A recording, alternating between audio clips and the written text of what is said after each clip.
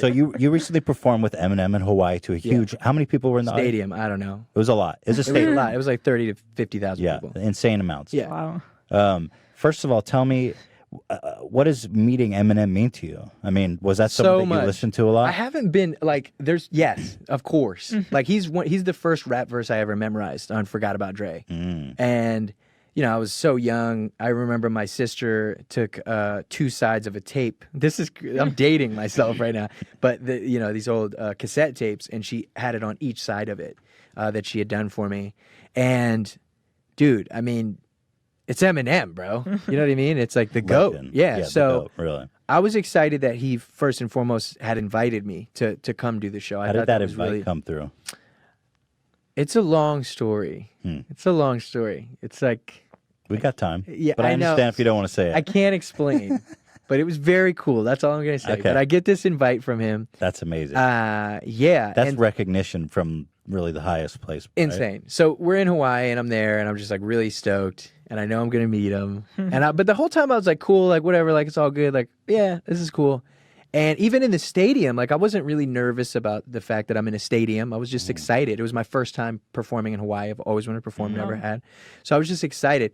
And then I didn't realize the magnitude of shit until, his security guards tell my security guards to tell me that it's time. And so it's like a 7-minute trek through the stadium. Like I get in like a car and I go through all the gnarliest shit, and we walk there, and I'm there with Paul Rosenberg, who's over at Def Jam. He's the president of Def Jam, and he's his manager. So I don't know if you remember those old the first songs he would do, and he would Paul would call and be like, "You can't say this crazy ass shit," blah blah blah, and that was him.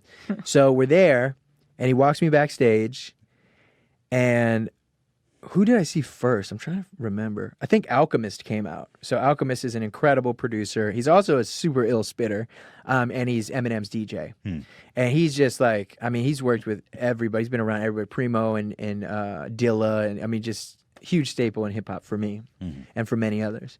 And so he was super cool as shit. And then I saw Royce the 5'9", and Royce, me and him are homies. So seeing him made me a lot more comfortable, which was really awesome. And then Mr. Porter was there, and he was super cool. I didn't know. I was like, oh, I never met this guy. And he was just so just cool and open and nice. And then Eminem came out. And Eminem comes out in a fucking hoodie, and he's like, "Rapkin in a napkin." No, I'm just kidding. Napkin. Just get candy. No, he was talking normally. Anyway, so he walks out.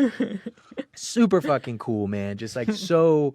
He's like, "Hey, what's up?" I'm nervous, and I'm like, "Hey, I'm fucking nervous." I just let him know. I'm like, "Yo, you guys, if I'm being weird, this is a big deal for me." And I was like, "Look, I get it." And I wasn't trying to sound I didn't say this because I didn't want to sound like an asshole, but it's I know what it's like when people are nervous to meet me.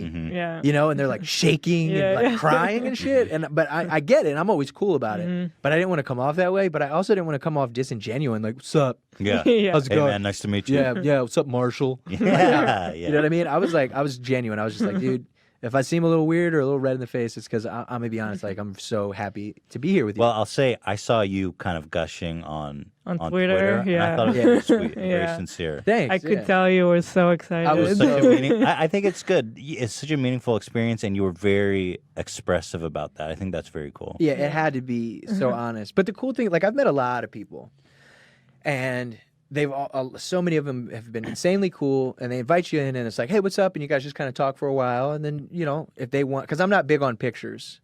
I don't want to invade anybody's space. I don't want somebody to think I'm there for a picture. But it typically tends to benefit both parties if you guys take a picture and post it on Instagram, because everybody gets excited that you're together.